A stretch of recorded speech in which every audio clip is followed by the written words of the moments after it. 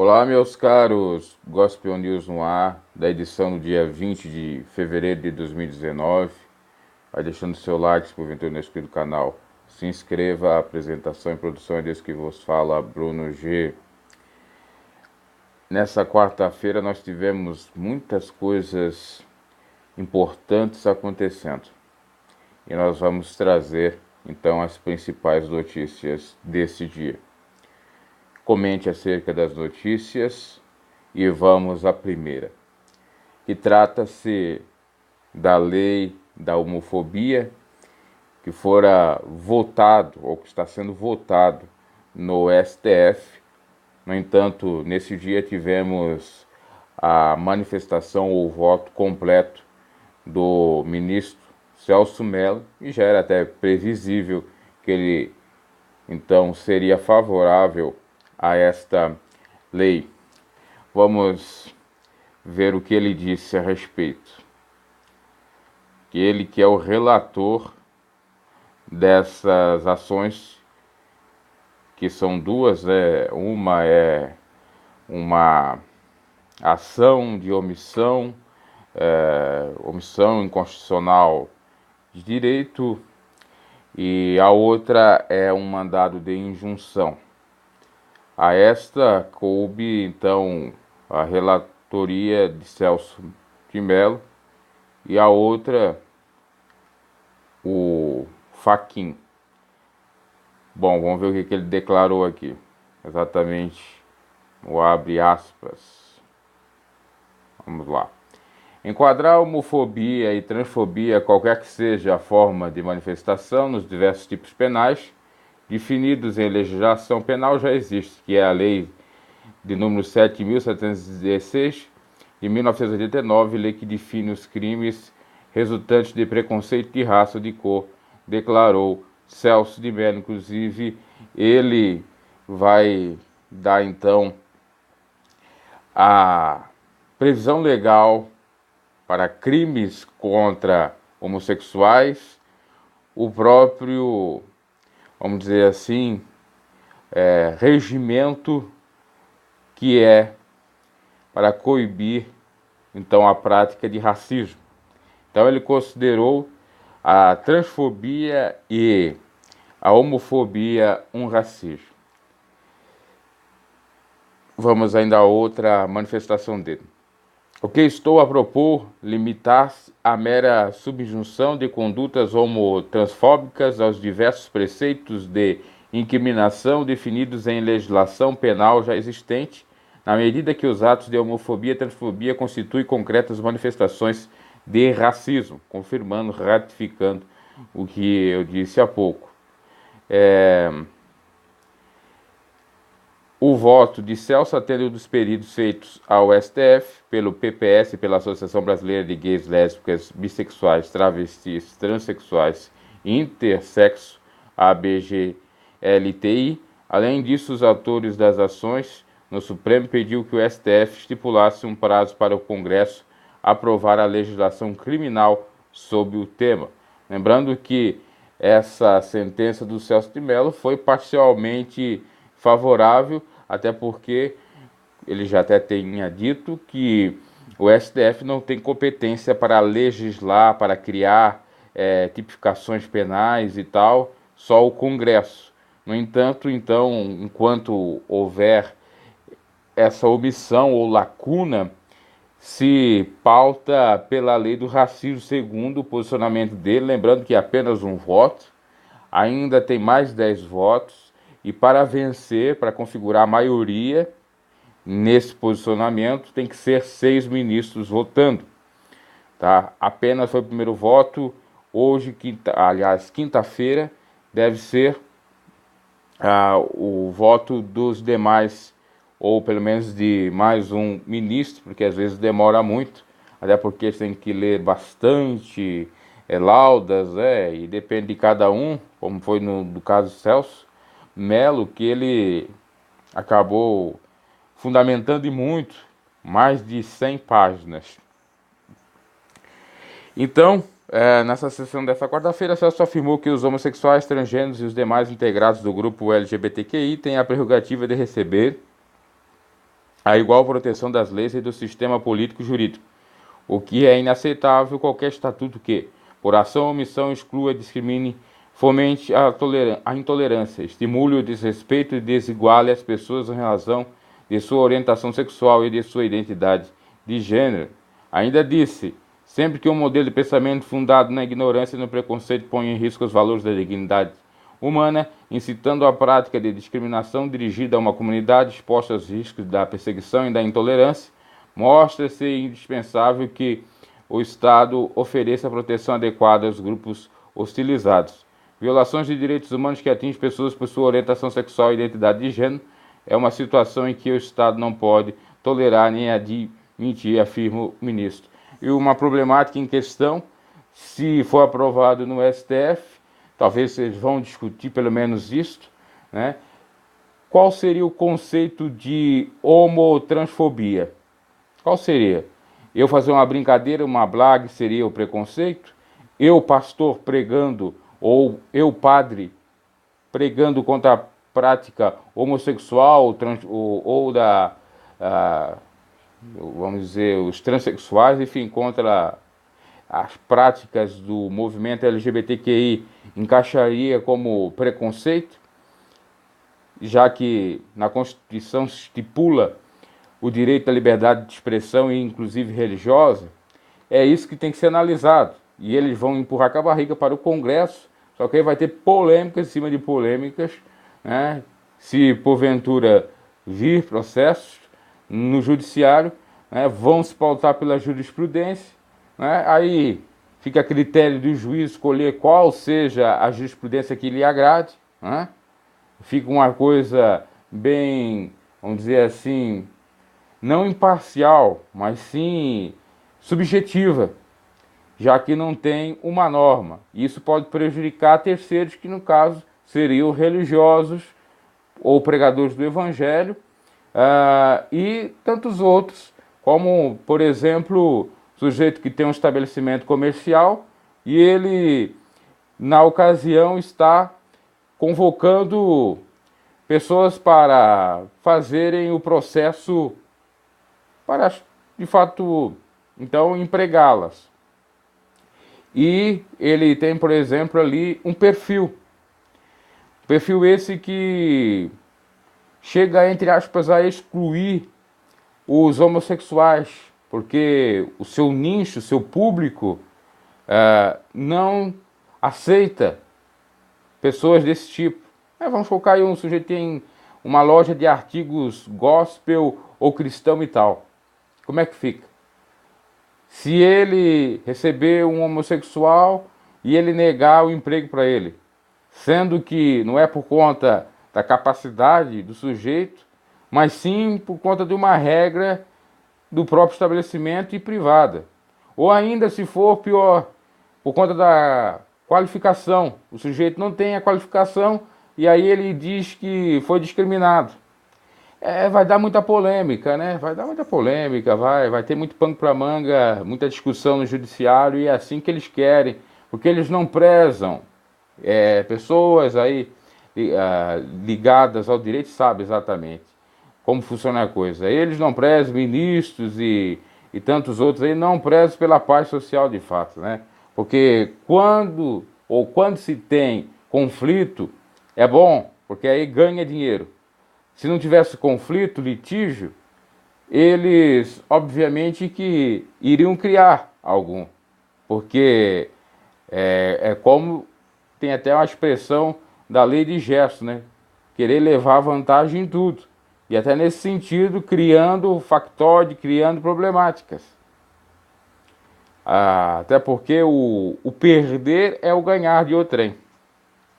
Bom, já comentei demais aí. Não foi aprovada, lembrando, né? A lei, o conceito dessa lei, ou ratificação da mesma, fica restrito, o distrito dependente do Congresso. E isto, se for julgado favorável, que ainda não foi no STF, apenas vai ter aí força jurisprudencial, ou seja, de julgados do próprio tribunal e nada mais. Não vai ter força legislativa, porque ainda tem que legislar, e é o importante. Até porque no Brasil nós temos o sistema civil law, ou seja, direito comum, direito do povo, direito civil, melhor dizendo. E em contrapartida, o que eles estão fazendo é o common law, que é o direito consuetudinário dos costumes, por jurisprudência, etc. E isto é realmente interferir na própria Constituição, interferir na própria estrutura dos três poderes no Brasil. Bom, vamos a outras notícias aqui no Gospel News. Como disse, essa quarta-feira foi muito movimentada. E agora nós vamos falar de outra coisa muito importante e que é preocupante com relação à Previdência Social. Temos aqui uma notícia que fala um pouco acerca. Vamos lá. Governo propõe idade mínima de 70 anos para benefício integral a idosos sem meio de se sustentar. Benefício de prestação continuada, ou BPC, de um salário mínimo é pago mensalmente à pessoa com deficiência e ao idoso que comprove não possuir meios de se sustentar. A proposta da reforma da Previdência Social do governo entregue ao Congresso Nacional nesta quarta-feira, dia 20, determina que idosos sem meios de se custar terão que aguardar até os 70 anos para receber, então, o benefício. Atualmente, o benefício no valor de um salário mínimo é pago mensalmente à pessoa com deficiência e ao idoso com idade de 65 anos ou mais que comprove não possuir meios de se sustentar e nem de ter auxílio da família. O governo propõe o pagamento de um valor menor, R$ 400, a partir dos 60 anos de idade. E se esse idoso não tiver o tempo mínimo de contribuição para se aposentar pelo regime geral ao atingir 65 anos, ele continuará recebendo R$ 400 até completar 70 anos, ou seja, 10 anos recebendo apenas míseros R$ 400, que não é nem a metade atualmente do salário mínimo. A partir dos 70 anos passaria a receber um salário mínimo. Se ele conseguir se aposentar, sai da assistência e vai para a Previdência. Se não, aos 70 anos passa a ganhar um salário mínimo, afirmou o secretário de Previdência do Ministério da Economia, Leonardo Rolim. O secretário explicou ainda que o valor de R$ 400 estará indexado à inflação, ou seja, será reajustado pela inflação. Referente até mesmo ao Bolsa Família, o secretário especial da Previdência e Trabalho, Rogério Marinho, afirmou que os beneficiários do Bolsa Família com mais de 60 anos recebem em média R$ 130 por mês e serão beneficiados pela regra proposta na reforma de pagamento de R$ 400 por mês a partir dessa idade. Questionado sobre a perda de renda para quem tem 65 anos e 70 anos de idade mínima, a partir da qual será pago um salário mínimo no benefício de prestação continuada, se a proposta do governo for aprovada, ele declarou que a ideia é não fragilizar o regime de contribuição, ou seja, de estimular as contribuições por parte dos trabalhadores. Isso precisa ficar claro para a sociedade. Hoje não há nitidez entre o que é assistência e previdência. Metade da força de trabalho não conclui ou não contribui para a previdência e terá que ser ajudada com 65 anos. Temos de ajudar e um pacto moral. Mas não podemos ajudar a fragilizar o sistema contributivo, desestimulando contribuições, declarou ele. As regras está prevista na Lei de Orgânica de Assistência Social, LOAS, do BPC. Para ter direito é necessário que a renda por pessoa do grupo seja menor em 1,4 do salário mínimo. Pela proposta de reforma apresentada ao Legislativo pelo presidente, Bolsonaro permanece a exigência de que os beneficiários tenham renda mensal per capita inferior a 1/4 do salário mínimo. E determina também que tem patrimônio inferior a 98 mil reais, no caso de ser uma casa, na Minha Casa Minha Vida, né? Para as pessoas com deficiência, o governo não propôs alterar a regra, elas continuam tendo direito ao benefício de um salário mínimo sem limite de idade. Aí, para aqueles que têm deficiência, vai conseguir então ter o salário de um salário mínimo. Aí você para analisar, um sujeito que tem 20, 30 anos tem uma deficiência ou acaba tendo, né, no próprio transcorrer da vida, e tem direito a um salário mínimo. E o idoso que passou a vida toda sofrendo, que não quis dar uma de coitadinho, foi trabalhando, às vezes sem carteira assinada, às vezes aqui e acolá, se esforçando, aí chega com 60 anos já um pouco debilitado, ou 65 anos tendo direito, não tem. E um deficiente, deficiente entre aspas, que às vezes tem muita fraude, com 20, 30 anos tem direito e o camarada com 60 anos não tem. Eu tenho por experiência meu próprio tio. Por exemplo, se hoje valesse 70 anos, meu tio nem receberia o benefício, porque ele acabou falecendo com 68 anos. Ele ganhou com 65 do BPC e faleceu com 68 anos, então 3 anos apenas. Lembrando que é bem restritiva, né, que não passa para ninguém, ou seja, não pode passar para filhos ou família, né, até porque é só para o custeio do idoso que foi abandonado, até mesmo pela família. E agora nessa nova regra, 70 anos. Aonde que eles estão estimulando isso, ou procurando embasamento com isso? O IBGE, expectativa de vida, 74, 76 anos. Ora bolas, até na própria expectativa de vida há uma divergência, porque tem mulheres que duram mais do que homens, no mínimo 7 anos. Então, se nós formos ficar aí na média 74, as mulheres duram 7 anos, 7 menos 74 dá 67 para os homens. É só para você ver, é um ponto. E o segundo ponto, obviamente, que nem todos chegam a 76 anos. É uma média apenas.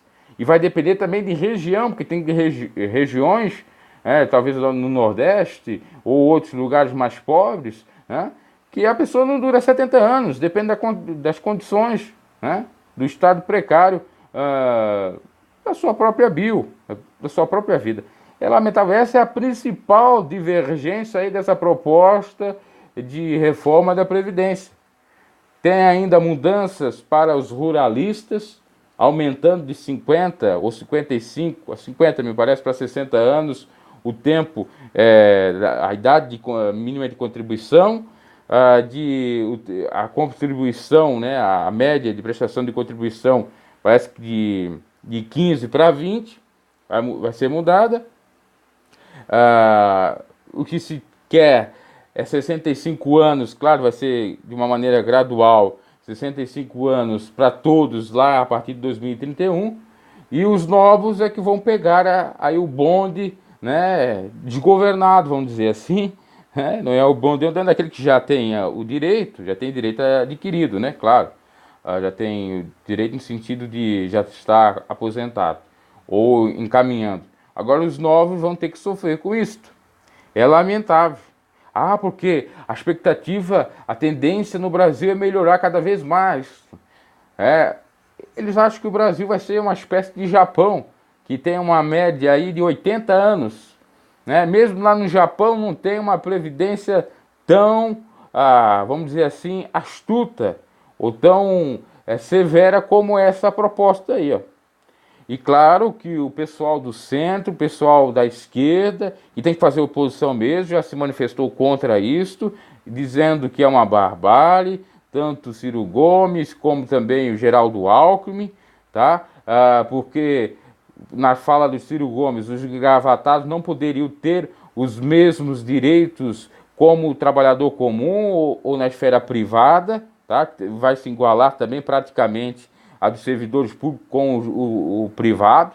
A única diferença seria no tempo de contribuição, né, na exigência mínima de prestações de contribuição, que seria para o trabalhador privado 20 anos e para o público 25. Só isso, o resto é tudo igual, 60 anos, 65, né, para 65 anos. Perdão, 65 anos para o homem, 62 para a mulher. Aí não dá para entender se a mulher dura mais do que o homem, segundo o IBGE. Como que o homem tem que esperar mais tempo também, né? Você vê o contrassenso todo. A realidade era já diminuir. Algo que acontece aí, aliás, parece que é 55 anos atualmente, né, no regime, e 60. era para reduzir, podendo colocar ambos para 60 ou 55 anos no tempo ou na idade, né, de exigir a integralidade. Outro fator, vai ser difícil ter duas aposentadorias. Se você tiver direito, vai ser apenas alguma porcentagem. Por exemplo, se você ganhar um salário de uma aposentadoria, você terá 60% de uma outra. Se for 2 salários, 40%, 3 salários, 20%. E acima de 4 salários não terá. Enfim, tem mais contras do que pró nessa reforma liberal, tá? É lamentável realmente se isso for aprovado. Se os senadores que você elegeu, os deputados, venham aceitar isto. Claro que temos uma ala aí, nesse governo atual do Bolsonaro, que é bem liberal, de Paulo Guedes, né, de querer fazer a previdência privada, a previdência por capitalização, que está dando problema lá no Chile, tá? Porque tiveram que acrescentar mais uma outra, eu já expliquei aqui várias vezes no canal. Olha só, coisa grave. Só nessa quarta-feira, duas pataquadas, vamos dizer assim, duas coisas fortes. A lei da homofobia aí, que tem aquela questão da ambiguidade, do conceito, como falei, e essa reforma da Previdência contra o povo. Lembrando que tem várias teses de doutorado de pessoas que formaram, que se informaram e fizeram, obviamente, aí a sua tese, mostrando, constatando que a Previdência é superavitária e não deficitária. Que a Previdência, sim, com as arrecadações dos impostos, do COFINS, com as arrecadações, inclusive, de jogos, da loteria esportiva, com a própria contribuição dos contribuintes, né? No caso em algum regime dos servidores públicos e também do privado, dá sim para se manter. Sem falar da DRU, a desvinculação da Receita da União, que tira essa verba que chega. E por isso que aí há uma problemática, que na realidade é a seguinte, é um problema de contabilidade, é contábil. Apenas reestruturar, apenas dar um jeitinho aí na estrutura de arrecadação, de receita e de investimento sem ter interrupção dessa DRU, que a coisa funciona. E isso já vem desde FHC, possivelmente já desde a redemocratização do Brasil, já lá a partir de José Sarney, que era o vice de Tancredo Neves, né, que acabou falecendo, então o José Sarney assumiu. Então, é lamentável, tá? E, inclusive, ainda bem, temos lá alguns senadores e deputados já falando acerca disso, dessas teses, dizendo que a Previdência é superavitária, que isso é balela, e dizer que tem um déficit. Até porque o que eles querem é, de fato, enxugar o Estado, mas para receber para si e fazer investimentos ou vender, entre aspas, o Brasil, ou facilitar aí a vida dos investidores de fora, tá? Que não querem cargos demais. E ainda a ressalva ou a grande discussão que eles tentam colocar de goela abaixo para que seja aprovada essa reforma, né? O grande cerne da questão é: olha, nós temos que fazer a reforma, porque senão o Brasil para, porque senão não terá mais investimento, porque senão o Brasil vai virar uma nova Venezuela, e faz aquele alarde, aquele auê todo. E não é bem verdade. O povo está sendo enganado. Principalmente quem votou aí nas urnas, achando que ia ter algo de novo para prejudicar. Nós temos que ter algo de novo para trazer benefício para nós. Novidade e benefício, não novidade e malefício, em prejudicações ou em algo que nos prejudique. É lamentável. E o povo segue na onda, vamos surfar a onda, Bolsonaro ia estar a surfar a onda Bolsonaro. Tá? Inclusive quem votou no Bolsonaro é contra essa reforma da Previdência. Eu não votei, porque a gente tinha a concepção desse governo, e eu já diria que a grande problemática não era o próprio Bolsonaro, mas sim com quem está envolvido. E aí, claro, ele também está envolvido, que é a questão com o Paulo Guedes, né, dos liberais e tal. Enfim, vamos ver o que vai acontecer. Esperamos que isso não seja aprovado. A reforma deve ser feita em alguns aspectos, principalmente pelos cabeças, tirar algumas regalias, alguns benefícios deles. Ontem até falava, aliás, hoje até falava aí há pouco. Aliás, eu estou gravando no dia 21, então foi ontem, dia 20, mas o jornal para o dia 20. Eu fazia a entrevista, ou melhor dizendo, bate-papo com um amigo policial, e nós falávamos acerca disso. Quantos auxílio tem essa turma do legislativo, do executivo e do judiciário? E por que não se tira esses auxílios? Inclusive o Rodrigo Maia estava pleiteando por mais um auxílio de reeleição, 70 mil para os bolsos deles, que a justiça até tinha negado. E o cidadão de bem então tem que perder tudo. Então o idoso tem que morrer. O idoso tem que morrer. Porque 70 anos para ganhar, quem é que vai chegar a isto? Não é? Porque tem situações e mais situações. Uma coisa é você procurar as fraudes, que é outra realidade. Fazer a auditoria da dívida pública para ver realmente qual é a dívida. E para apurar e checar onde há as falhas das corrupções. Isso seria o mais louvável, o mais certo para acabar com a dívida. E por que não deixar o idoso com 65 anos ou até diminuir? Porque isso encaixa no direito ou no estatuto do idoso, que com 60 anos ele já tem direito. É lamentável. Exatamente, é muito lamentável. Vamos a outra notícia aqui no Gospel News para encerrar. Esse Gospel News já está até bastante longo, porque a gente tem que comentar acerca de tudo.